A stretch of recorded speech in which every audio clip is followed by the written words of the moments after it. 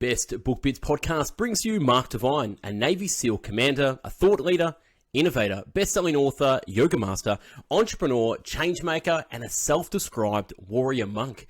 Mark, thank you for being on the show. Michael, thanks for having me. Now, your resume is out of this world, so the experiences you've done and the places you've been and the skills you've learnt and the teachings you've taught. Take us back to the day you were a Wall Street man before you got into martial arts. Is that correct? How did your story unfold from there? My first career was on Wall Street, literally on Wall Street, the actual physical place. I wasn't in financial services per se, but I was working for a company called Coopers Lybrand, which is now PricewaterhouseCoopers, doing first auditing and then moved into consulting. And during that time, I was also getting my MBA in finance at NYU Stern School of Business. So MBA, CPA, work experience at this big firm, that was the idea, right? That was the story that I sold myself on and I barreled into after graduating from college. And that made a lot of sense because I grew up in a business family. We have a traditional family business that's been around since like 1895. That's manufacturing, makes stuff, equipment for industry. And there was this story that we were business people and that I was ultimately going to come back to the family business. All my siblings are there right now to this day. And so it's expected and I was grooved to do that, or groomed and grooved. So this opportunity to go to New York and work for PricewaterhouseCoopers and get my MBA and become a certified public accountant all fit that narrative, right? Is something that was good, right? There was a lot of kudos coming my way, both from my family and from culture. And I was on the right path, in other words, right? There was no interest in the military at that time in my life. No like discussions about the SEALs or the Navy or anything really. Like we were not a military family. So that was not on the table. Now, back to your question. Now, what happened there? So I was very athletic. I still am to this day. Like a part of my, I guess the gift of this biological aspect of my being was to have this pretty high capacity for athletic abilities, for pain tolerance. That probably came from the conditioning of my father's abuse, but I certainly had a little bit of pain tolerance. And I got into endurance sports. I was a competitive swimmer and I was a competitive rower and a triathlete. And so all of that was easy to do in upstate New York and at college because it's a big part of the whole story, right? The whole college experience, right? You can, if you're an athlete, you get a lot of opportunity to express that. And upstate New York, you're outside all the time. There's tons of land around me. So I was always running and hiking and swimming and whatnot. But now all of a sudden I'm in Manhattan, the concrete jungle, and putting a suit and tie on every day and stuck in a cubicle. And I looked at that and I said, you know what, this sucks. I'm not going to look like these people around me in 5 years, pasty white, puffy people. I'm going to maintain my athleticism. This is the first sign that I had a yogi in me, the yogi mindset that of training and practice can keep the body and mind as fit as a fiddle until you're ready to click off. And to this day, I have people in my sphere that I have trained with or that I'm familiar with or connected with who are in their 80s and 90s and just really don't look much different than you and I, and they train every day. And that's what my early spirit was telling me, do that. Just keep training every day. So I started running every morning. After running, I would sit and do some stretching. And then I would go to the gym at lunchtime and do a high intensity workout. This is before I knew what HIIT training was. All my friends would go have their high carb lunch and a beer, and I would go to the gym and just bang out whatever I could, sweat like a monster for hours afterwards. And then this is getting back to the core of your question, like how did I get into the martial arts and what impact that had on me? I had this 2-hour block of time, Michael, after work. They would let us off at 5 o'clock roughly, and we had to be at night classes down at NYU, which was down at the World Trade Center before it got mowed down. And we had to be down there by 7:30. So it was like 2.5 hours. And again, all the peers who were in this, I was a cohort-based program. It wasn't just me doing this. I was with a bunch of other individuals who were working for other big 8 accounting consulting firms and going to NYU with me.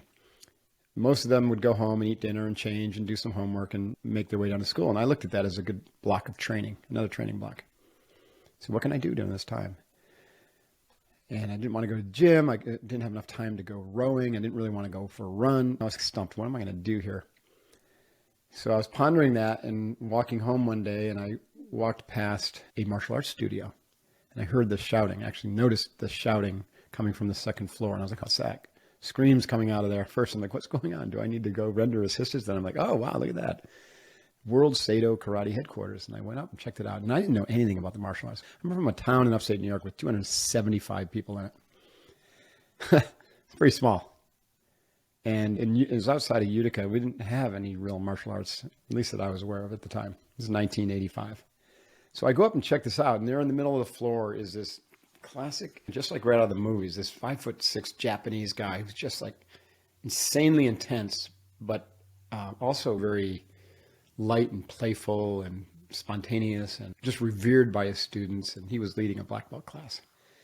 And that was Tadashi Nakamura, who I signed up the next day, and he became my mentor and my teacher. And so I started training the martial arts with him. But after about a couple months, I stayed to watch the black belt class again, which is on Thursday night. And after the black belt class, they turned the lights down and they're like ushering everyone out.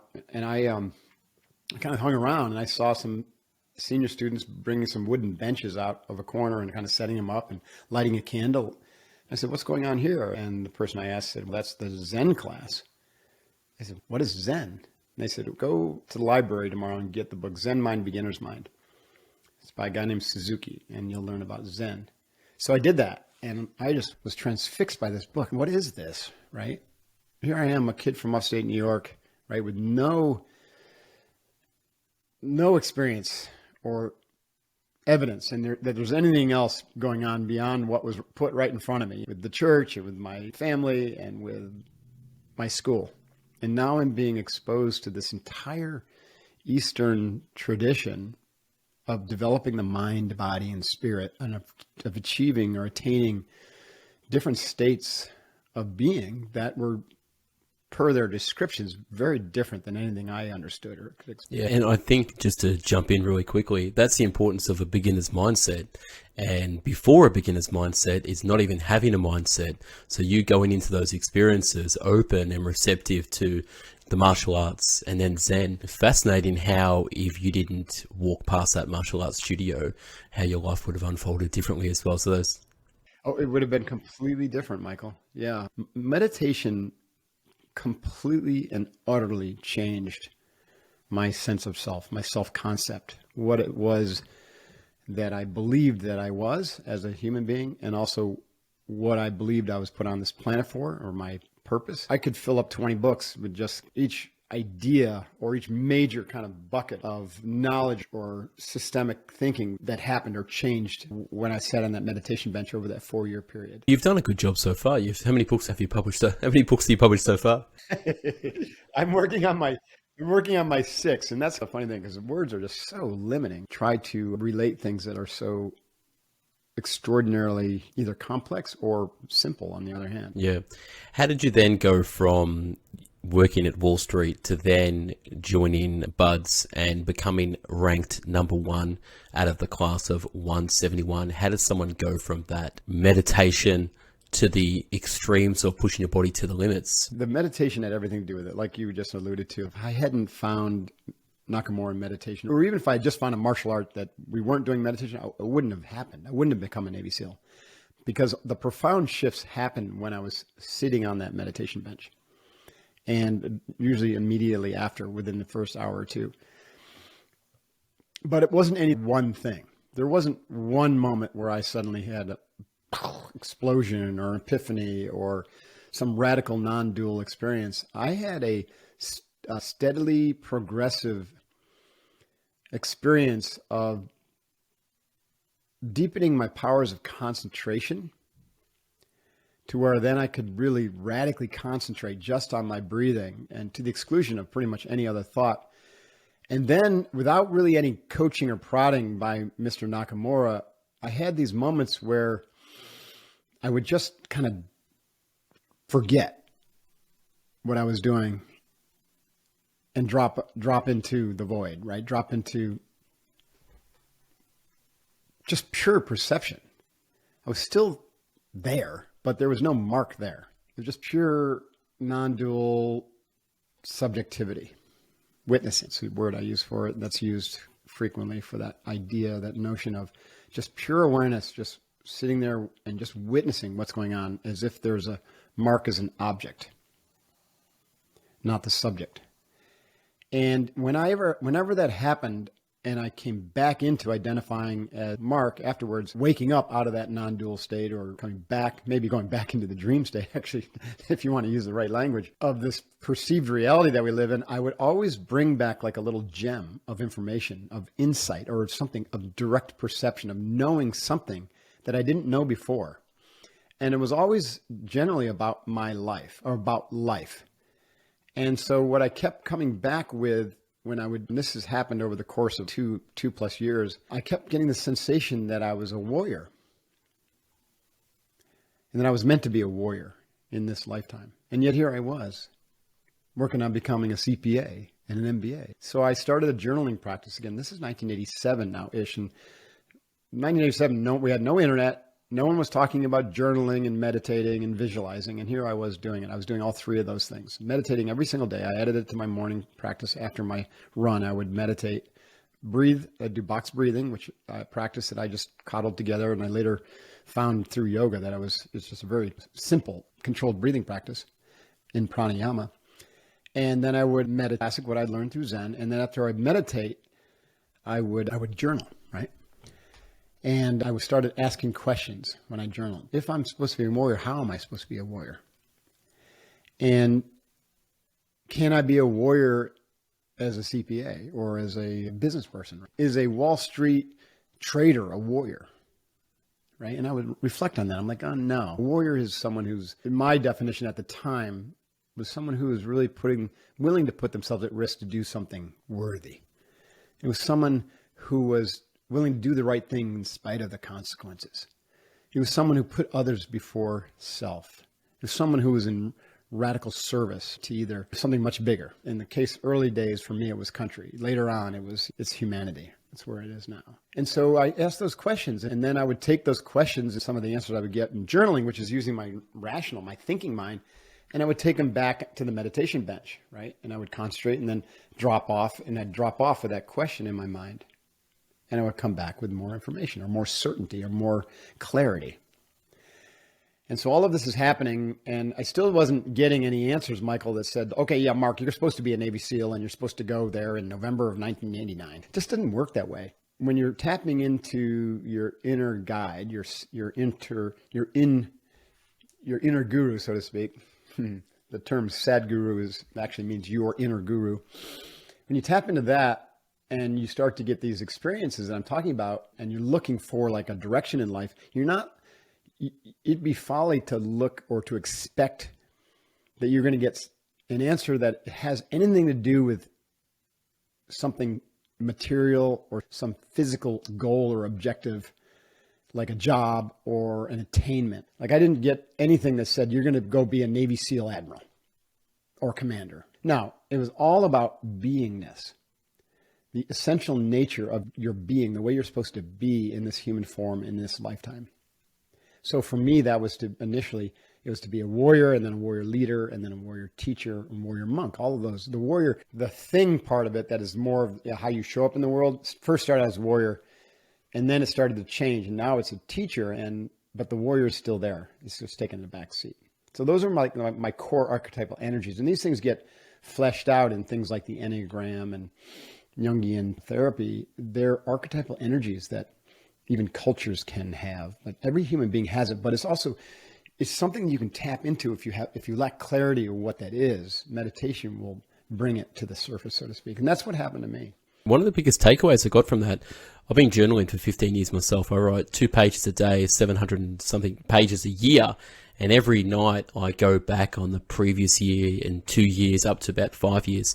And I just reflect on the previous days, because I realized most of the things I was doing didn't matter. So I want to make sure that the things I'm doing tomorrow matter in 5 years' time. So I'm not wasting my time, so optimizing my time. But the thing you said, which was deliberate question, what I wrote down was deliberate questioning of the subconscious of your inner guru. So a lot of people journal and reflect on the day, but you actually take it a step further by then saying, okay, Let's go inward and let's ask the question to my subconscious. So you're literally putting it on the meditation table. I've never heard that word before.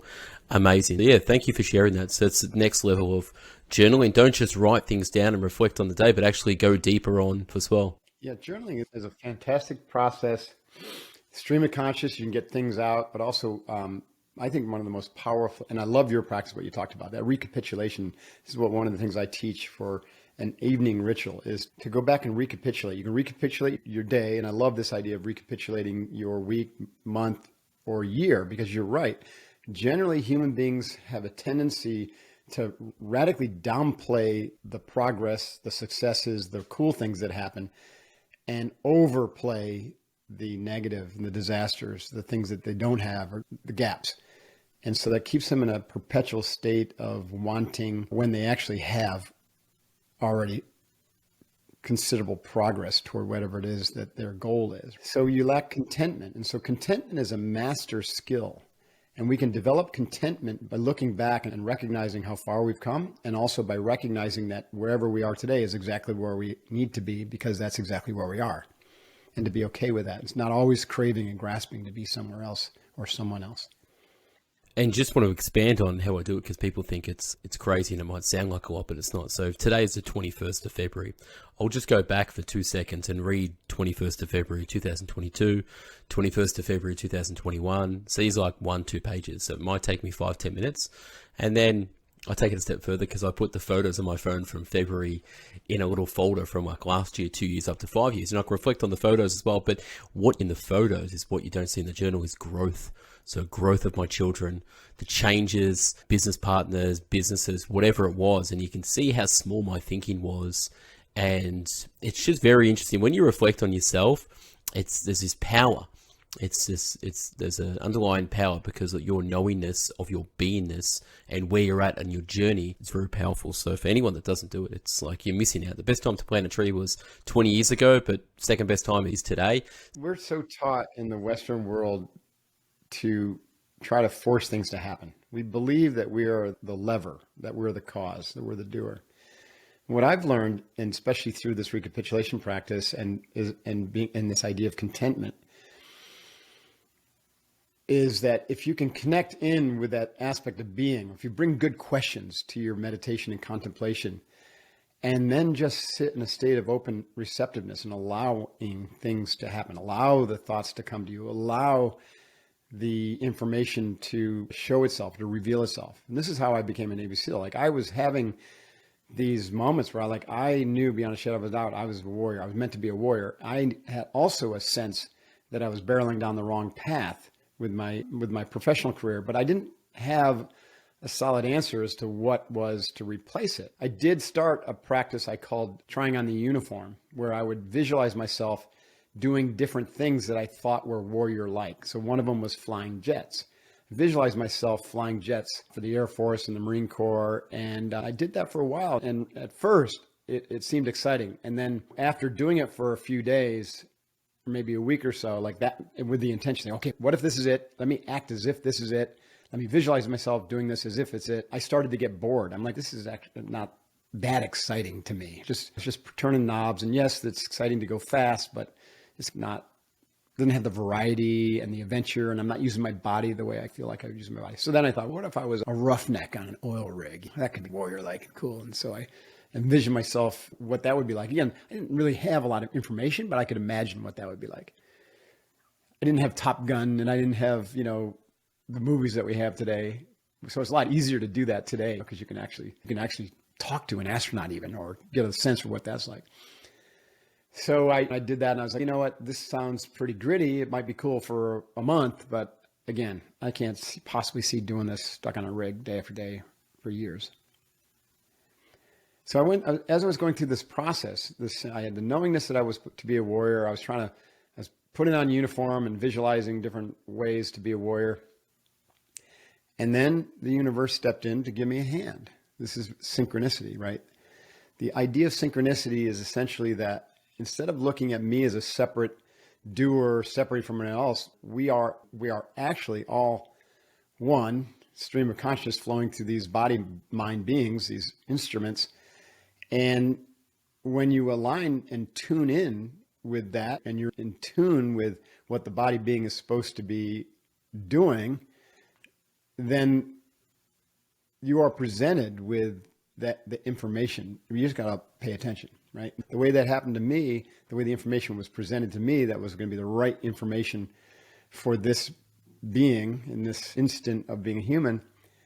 I was walking, it was very similar to how I found karate. I was walking home from work, pondering these weighty things, and I walked past a Navy recruiting office, and there was a poster facing the street, and it said, "Be someone special" across the top, and it had Navy SEALs doing cool shit. It didn't say anything about the Navy SEALs.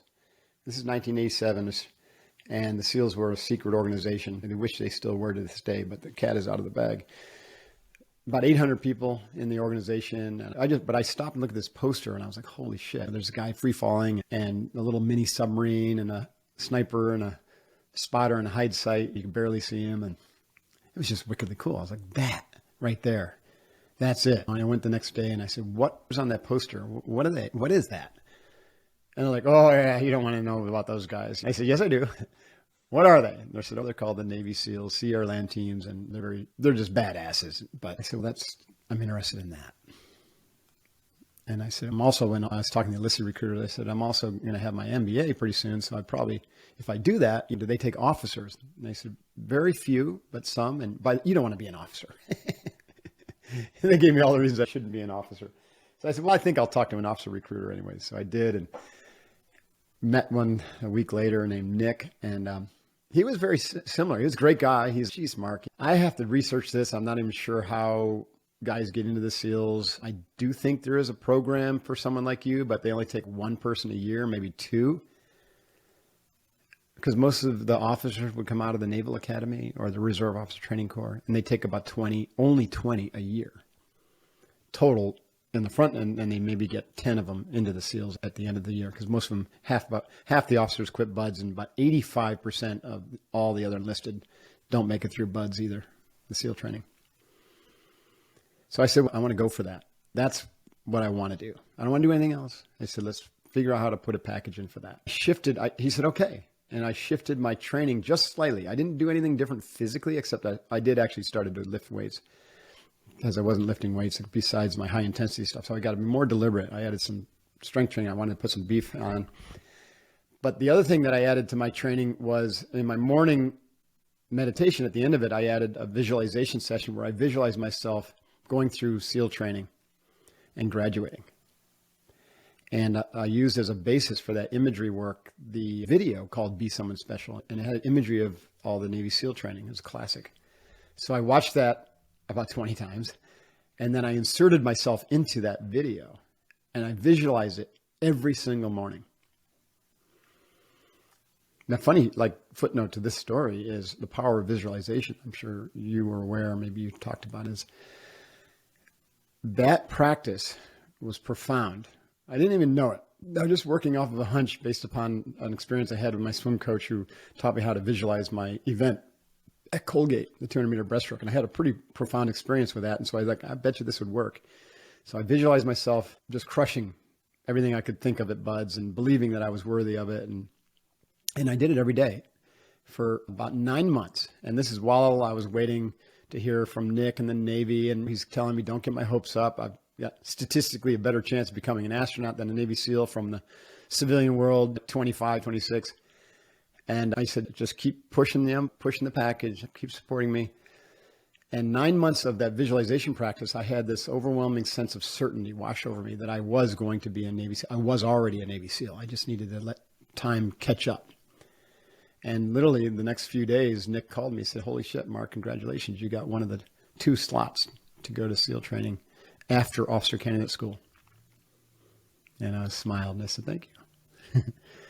I already knew it had happened. I call that winning in your mind before you step foot in the battlefield. And that was from a classic Sun Tzu quote, the Art of War author. He said, victorious leaders win in their mind before they go to battle, whereas others go to battle hoping to win.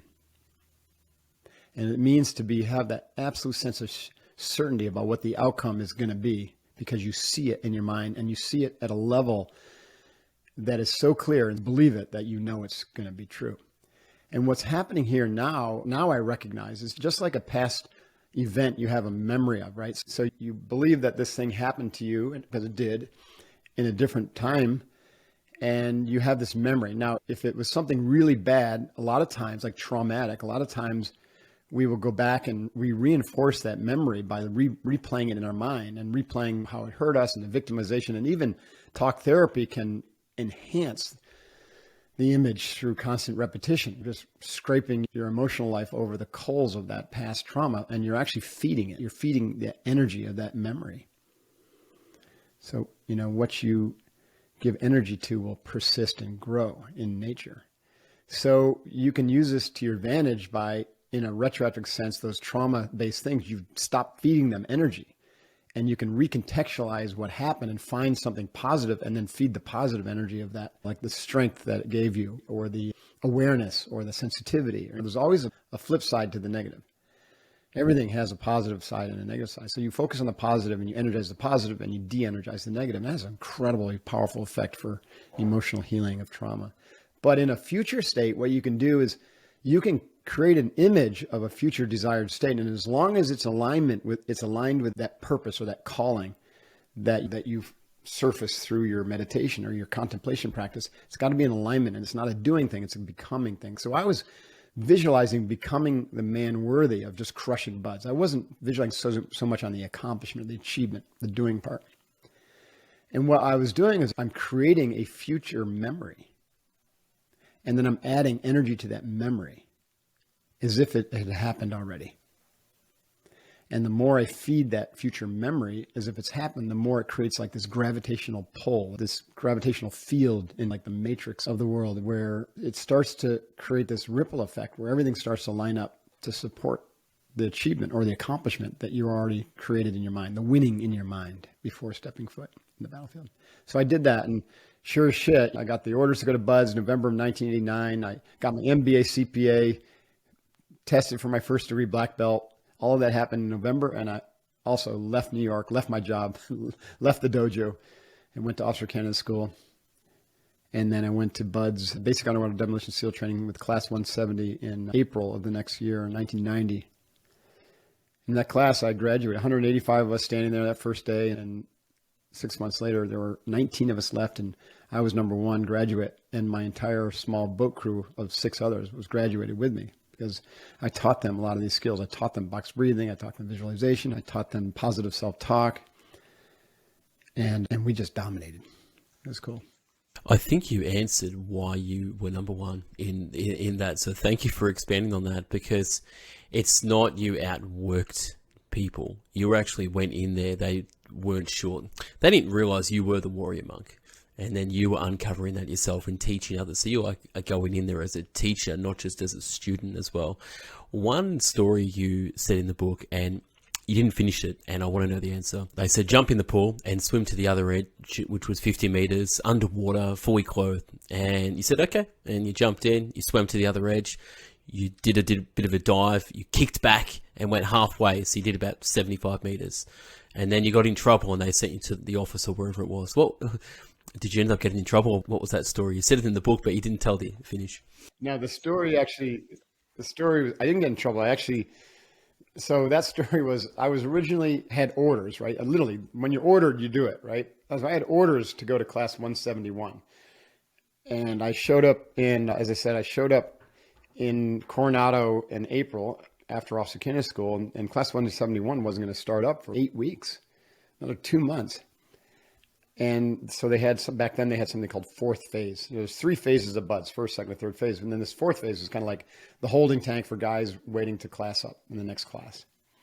And they trained here and there. They did training. They did obstacle course. They did running. They did basic training. But I was ready to go. I thought I was going to go, and I was ready to go. And so I heard there was a class starting on Monday. This is a Friday that I got there. And class 170 was going to start on Monday. And I thought, geez, I want to be in that class. So I asked a couple people, they said, I got orders to 171, but I want to start up at 170. They said, that's stupid. You got orders. You follow your orders. I said, maybe. Is there anyone I can talk to about this? They're not used to having MBA CPAs, show up at SEAL training. Most of them are like 18-year-old kids, still badasses, but young, not usually already questioning authority. Someone said Lieutenant Rick May is in charge of 4th phase, and he's going to be the one who decides who starts on Monday and who doesn't. He's down in the pool, or combat training tank, which is the SEAL speak for Navy SEAL pool. So I jog on over to the combat training tank in my boots and utes and my helmet. You've seen the little helmets that SEAL trainees wear. And they're open. I go in there, and 184 guys lined up in their UDT shorts along the side, and they were doing crossovers, which is swimming crossovers, 50 meters. And they parted, and on the high diving board was this bronze, blue-eyed, blonde hair Adonis guy, 6'3", and his name was Lieutenant Rick May. And Lieutenant May saw me come in my uniform, saw my ensign bars, and was like, "Hello, enzyme. How can we help you?" And everyone's watching me like, what is this guy? And I said, "Lieutenant May, sir, I'm Ensign Divine. I have orders to class 171, but I want to class up with 170 on Monday." And he just kind of looked at me. He goes, "Well, that's unusual." He goes, "Swim 50 meters underwater for us, and then we'll chat further." So I started to take my boots off. He goes, "No, leave everything on except for your helmet." So I put my helmet down, took a couple deep breaths, and dove into the water and started doing my underwater kick out. And like, if you imagine swimming with combat boots on, it's pretty rough. I felt like they were anchors, right? And so I had to really use my pull. But I was a competitive swimmer, and I happened to be a breaststroker. So this wasn't unachievable for me. So I swam, touched the other side of 25, swam back, and I made it, right? So I didn't actually fail. So I hit the wall, I climbed out, and May looked at me. He said, "Come see me in my office in an hour." So I went and saw him, and he said, that was impressive, and I can tell you really want this, so I'm going to let you start up on Monday, class 170. So that was pretty cool, right? It's like I wasn't going to take no for an answer. Obviously, if he finally said no, but most people wouldn't have even gone down that road. Again, I don't even know why I did that. That was just, again, listening to my intuition, listening to the inner voice that said, "Do this, right? Go now." It wasn't something that I rationally thought about. It's just something the only thing that I could have done was just not do it, to block myself. And again, that was one of the most profound, these things in my life where I just did something spontaneously and didn't question it. It turned out to be right. I realized that life is like that. We think that we're making these decisions, and the reality is this conscious is streaming through us. And it's hitting the conditioning of your body mind. And then that shows up and then immediately slips into memory. And we think that we're the genius that's figuring all this shit out. All you can do is block yourself from your awesomeness, right, in life. So that's, to me, what personal growth or spiritual development is, learning to get the heck out of your own way. One thing, we'll finish off with the SEALs and we'll nip it in the bud, no pun intended. I believe, from an outsider's perspective, not a military person, that the whole idea of SEAL training or any training, it's you're dividing people from words and actions. 185 people start, 19 finish, you become number one. The whole process is to divide people that say they want it, and in the end that actually do the actions, that actually not just wanted, but do the actions required and do whatever they're willing to sacrifice to get the job done. So it's just a divider of, you say you want it, but these are the people who have actually done it. So words and actions. So that's my outsider's perspective on life as well. Stop talking about doing things and start doing things. And then once you've done stuff, you can talk about what you've done, but you can't talk about what you're going to do. You can only talk about what you've done. That's my analogy of the whole spectrum of that. I think you're right. And so what you're pointing to, though, is a requirement to be very thoughtful and careful with what you say you're going to do, because there were 170 some odd people or 60 some odd people who said they were going to become, or said they were going to try to become Navy SEALs. Whereas I said that I was a Navy SEAL. And it's very different. And so that means a lot of those people shouldn't even be there. They have a poor self-assessment of what they're meant to be doing and why they're doing it, and also their capabilities. Absolutely. One obviously Navy SEAL that I actually seen a couple of weeks ago in person at a live event. You probably know his name, David Goggins, obviously very famous now. And what do you know about David, and have you met him before? Obviously you did BUDS in the 80s. Has it changed, or what's different? Yeah, I did BUDS in 1990. He came by later than me. Buds hasn't changed. Buds is Buds. It's gotten a little bit more sophisticated, a little safer than when I went through. It's still brutal, and they still have the same 85% fail rate. David Goggins he's a unique individual, just like a lot of, not all, there are some Navy SEALs, I call it the 10% rule. They kind of slip through the cracks. But for the most part, there's some extraordinary individuals and plenty who have the same level of fitness as Goggins, just are not posting videos every day, making a life out of it or a career out of it. And I've got friends who've just done extraordinary things that just literally blow your mind. It's crazy. Goggins he's entertaining, right? Just like Jocko. Those guys are phenomenally entertaining. Their presence and ability to communicate is extraordinary. And they do extraordinary things. Most of Goggins' extraordinary stuff is his story about getting through training and then what he's done after the SEALs. There was nothing extraordinary about his Navy SEAL career. And most SEALs know that he just really didn't do much.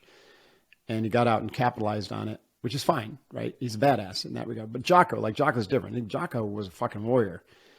And he was a phenomenal leader, and he made an impact. His team made an impact in Ramadi and whatnot.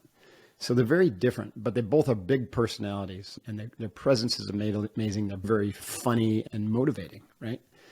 So they got big followings. Back to Goggins. I met Goggins. I've interviewed him. There's something about people like that who are always chasing hard and more. And they're doing it because of the trauma of their childhood. They think that is going to heal them from their trauma, or they're doing it thinking that their trauma made them strong enough to do this. The reality is that's fine up to a point, but there's going to need to be some reckoning, right? Some way to balance out all that energy, right? The yin and the yang have to be in balance, the hard and the soft. And he doesn't have an off switch. He doesn't have a down switch. And so I worry about him in that regard. I feel like if you were to do all that and you were getting therapy, deep therapy to do the heal from the traumas, that's great. And you may still do that stuff, but there's going to be a time where you stop doing it. Your ego just doesn't need to be known as the hardest man on earth. Well said. Well said. With your career, so after Bud's active duty for 9 years and in reserves for 11 as well, retiring of the rank of commander in 2011. We don't have to touch on that because we've gone on so much as well, but is there anything you want to touch on there before you start your entrepreneurial career as well and doing some amazing stuff with SEALFIT and things like that? I was very blessed to be able to get into business as a reserve SEAL. The reason I became a reservist is because I got married in 94, early in 95, and I was in Hawaii and at SDV, SEAL Delivery Vehicle Team, that submersible unit. Some cool little submarine stuff that we did. I just don't think my new wife and I really knew what the impact of being a SEAL, being a married SEAL was going to be, especially on her. For me, it was like always adventurous from one adventure to another adventure. I didn't like leaving her, but I loved being a SEAL. And so on her side she gave up her career. She was a private practice therapist. She had two young daughters who are now getting older. And so they were out of the house at 15. One of them bailed on school already and got her GED, and the other one was a little bit older. So they stayed home in Coronado because they were in school and they didn't want to come to Hawaii. And so she gave up her practice and we moved to Hawaii. And then guess what? I'm gone. I'm gone the whole time. Just back and forth a few times, a few days here and a few days there. And after a year of that, SEALs are basically gone for 11 months. Even when they're technically home and not deployed, they're gone training. Especially in Coronado or Little Creek, Virginia, where the SEAL bases are, you can't really do much training in those towns. So you've got to go on a travel trip to do your training, even in the country. Anyway, so 11 months out of the year, and she just came to me one day in tears. She says, I can't do this. It's got to come to Jesus talk to me. So I said, okay, I got to make a choice. So I left the Navy, active duty, but decided to stay in the reserves. And that was cool because I got to do a lot of really cool things. I even went to combat as a reserve lieutenant commander in 2004. I went to Iraq. But my reserve time, except for the 2 years that I was mobilized for a whole year, I would do like 45 to 60 days a year. The rest of the time I could be in business. And I wanted to bring some of these skills that were so effective for me getting through SEAL training and being a leader in the SEALs. I wanted to teach other special operators these skills. So I launched this company called SEALFIT and began to teach them these skills, these meditation, concentration, visualization, how to manage your mind and emotions, and how to be an incredible team player.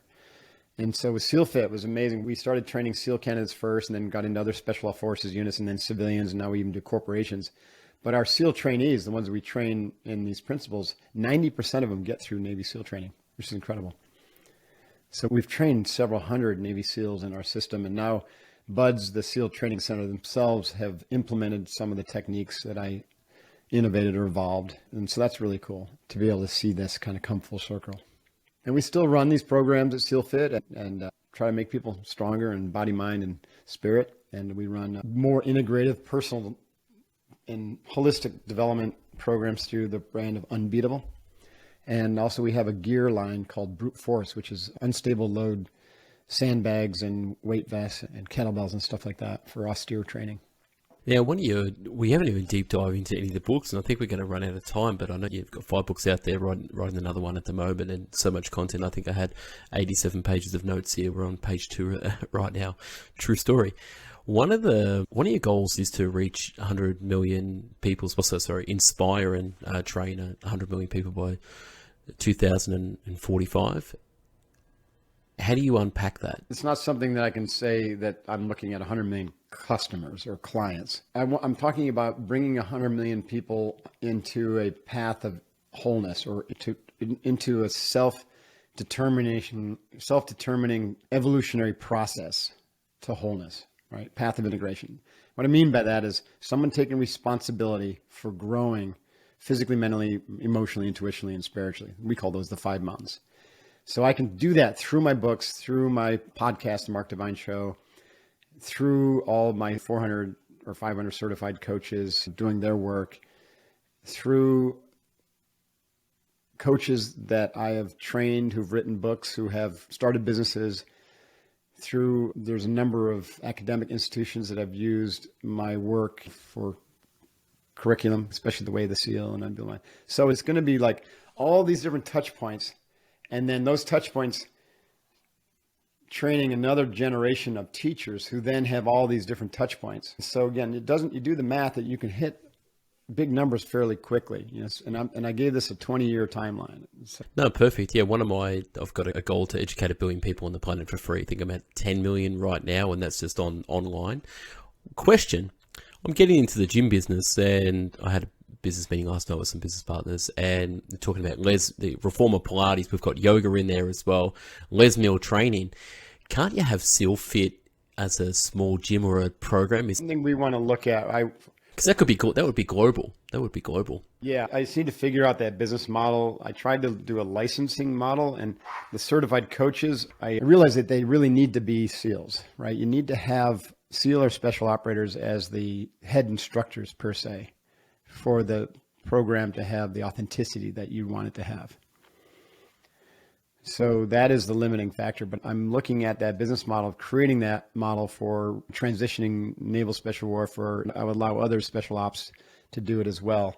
So you create a business model that's exciting, where they can go in and run their own SEAL Fit training center location, which would have gear, would have training models, would have events. And I think that'd be huge. I've answered it. So you would have like 45 hard, and people doing, I'm doing the 75 hard or something like that. It's okay. That's like boot camp. Yeah. You would have SEAL Fit hard and SEAL Fit light. That's a great idea. So SEAL Fit light would just be like really light for the up and comers, but I would split it into light and hard. Yeah. If you want to help me with that one, just let me know. This is a great idea.